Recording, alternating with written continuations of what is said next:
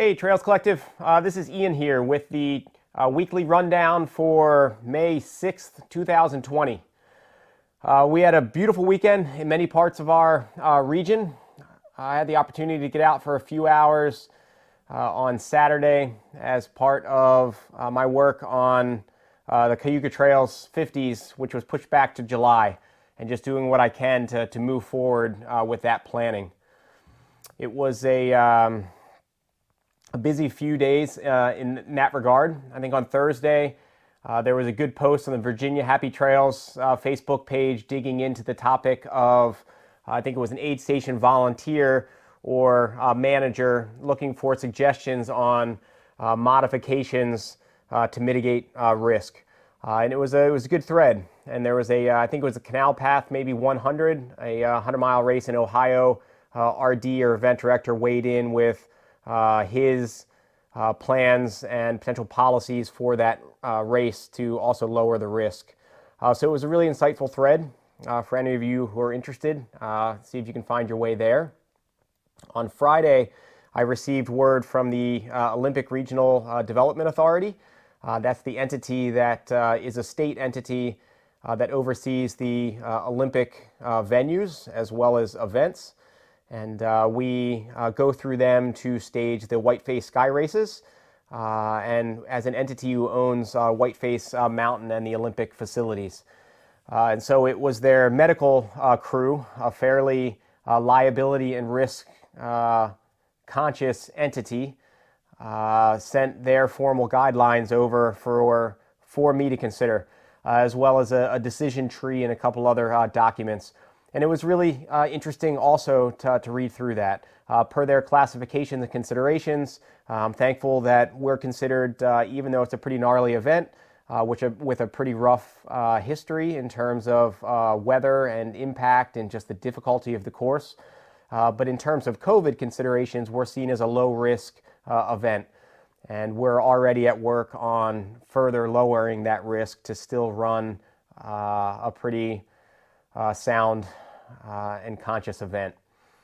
So if anybody wants to see that documentation, let me know. I'll probably be plugging it here behind me, but I can share the documentation with you as well, particularly for other RDs out there. And on this Saturday, I spent a good chunk of a beautiful morning for a few hours out rerunning and mapping a new configuration for the Cayuga Trails 50s. It's my plan to need to alter the staging area and configuration just based on pushing back. I lost my staging area, but also with the intent of really modifying the race to again mitigate risk.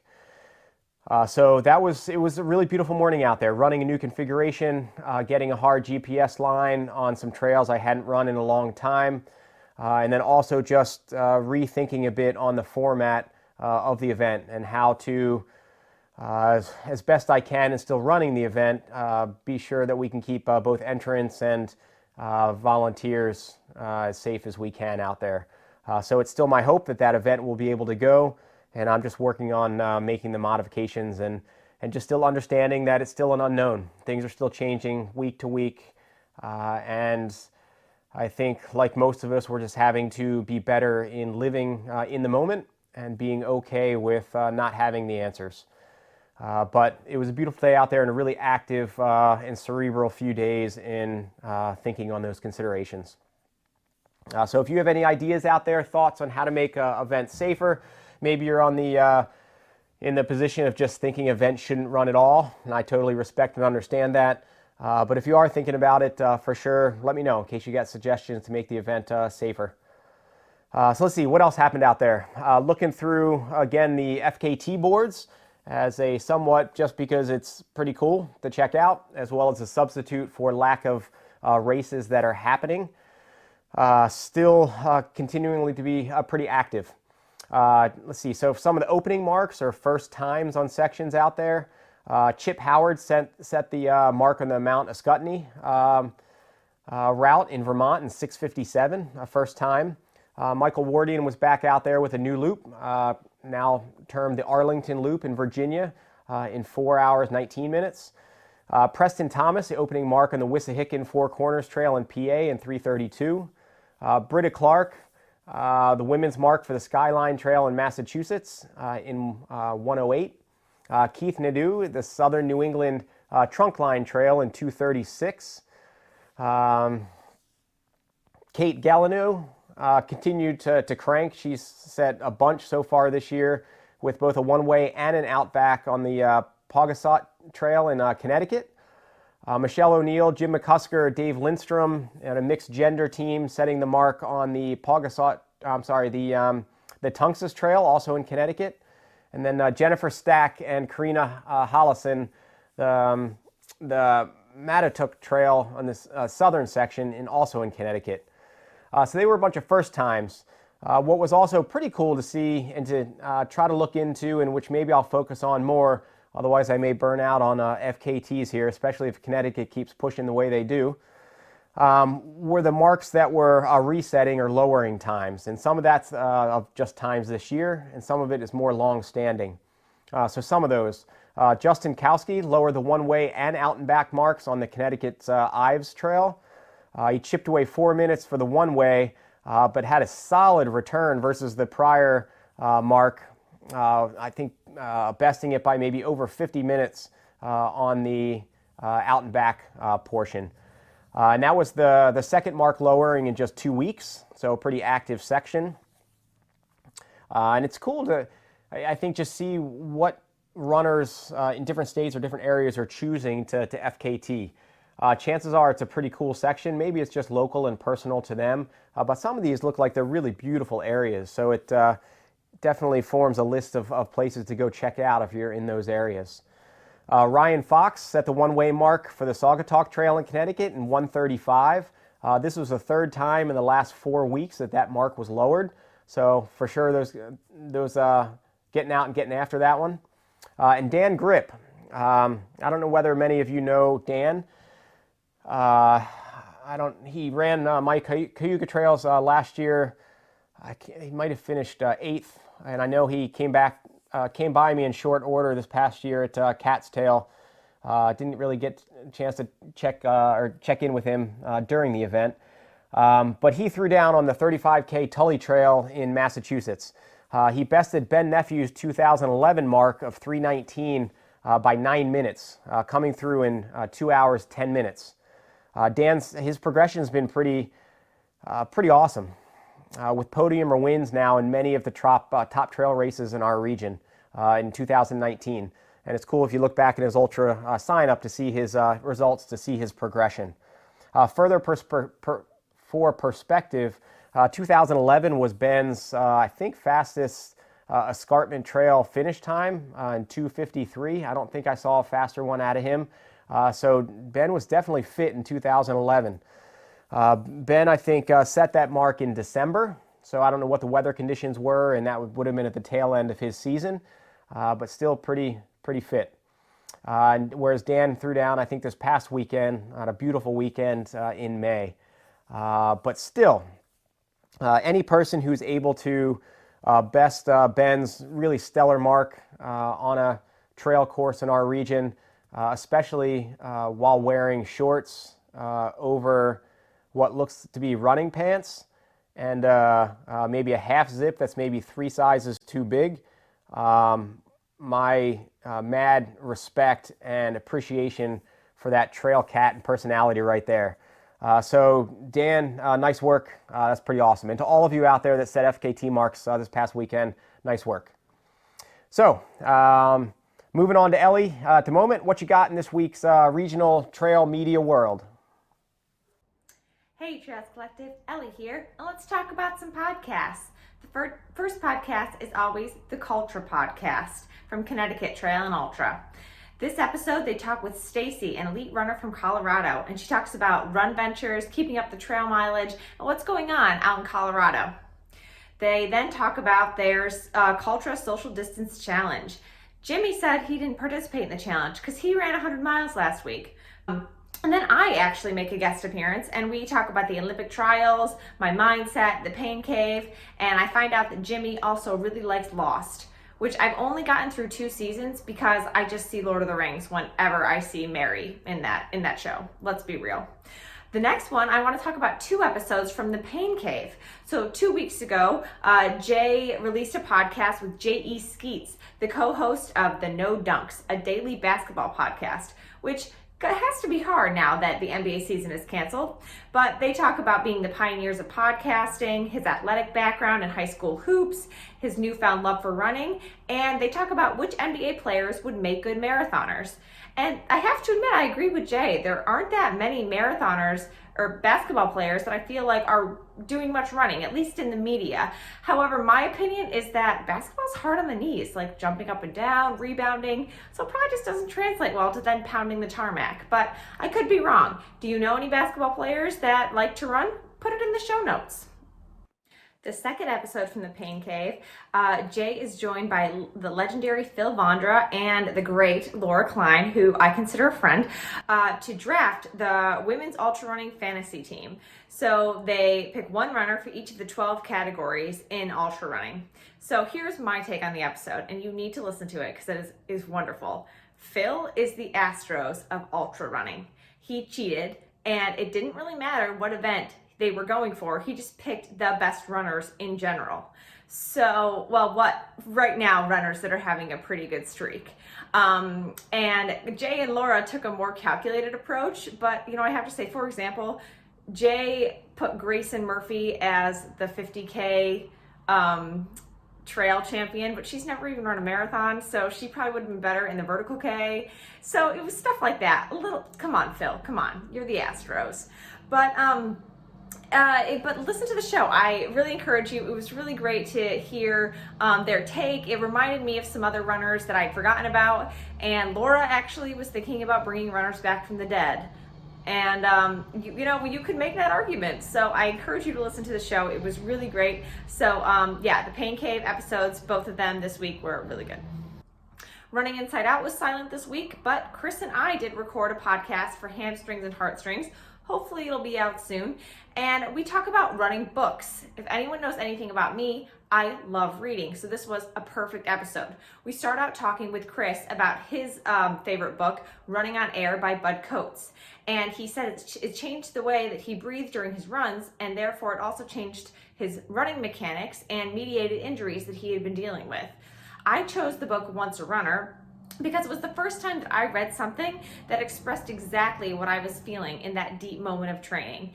And also, I feel like Quentin Cassidy, the protagonist's story, where he quarantines himself basically to train, is kind of something that we can identify with right now. We're all going through some of that, right? The second book I'd chosen was Run Faster by Brad Hudson and Matt Fitzgerald. I used that book to train for the 2019 Buffalo Marathon, and it was the first time I actually followed a plan that made me understand the different training principles. I highly recommend it, but also a lot of books, training manuals now go through that right now, but I think I just received it a lot better at that point. Life is Trail Running put out their newest video, Hidden Gem, which is their episode 63, where they decide to go somewhere off the beaten path. They ran a lovely course in the foothills of the Adirondacks, and it was a beautiful day just to be out in nature. They filmed this back in October. 10 Junk Miles, reoccurring on the show, they interviewed Mishka Shubaly, actually. And if anybody remembers, a few years back, Mishka actually stopped at the Finger Lakes Running Store on his book tour for his book, I Swear I'll Make It Up to You. What you might not know is that Mishka also got sober through running, and his first 50-miler was the Finger Lakes 50s back in 2011. So he mentions a few of our local runners in his book, and he and Scott just talk about the state of the world, how Mishka feels things are going, and they throw running in there a little bit, but I felt I had to give them a shout out, you know what I mean? And that's our podcast media for this week. So back to you, Ian. Thank you, Ellie. And I was able to check in, or actually watch or take in the Trail Virtual Film Festival this past Friday as well. It was good. For sure, a few technical glitches or hiccups in their inaugural virtual edition, but it was good. And I think those probably glitches or hiccups made it all the more personal. And while there's, for sure, I think the actuality of all of us truly being connected by trails wherever we are in the world, and not even to mention coast to coast, enough so that I used Connected by Trails for the slogan here for the Trails Collective. I think I was still pretty appreciative, though, during the Trail Running Film Festival of just the really absence of anything East Coast. So I think that often we're aware of whether it be a very real or seemingly real divide between East Coast mountains versus not.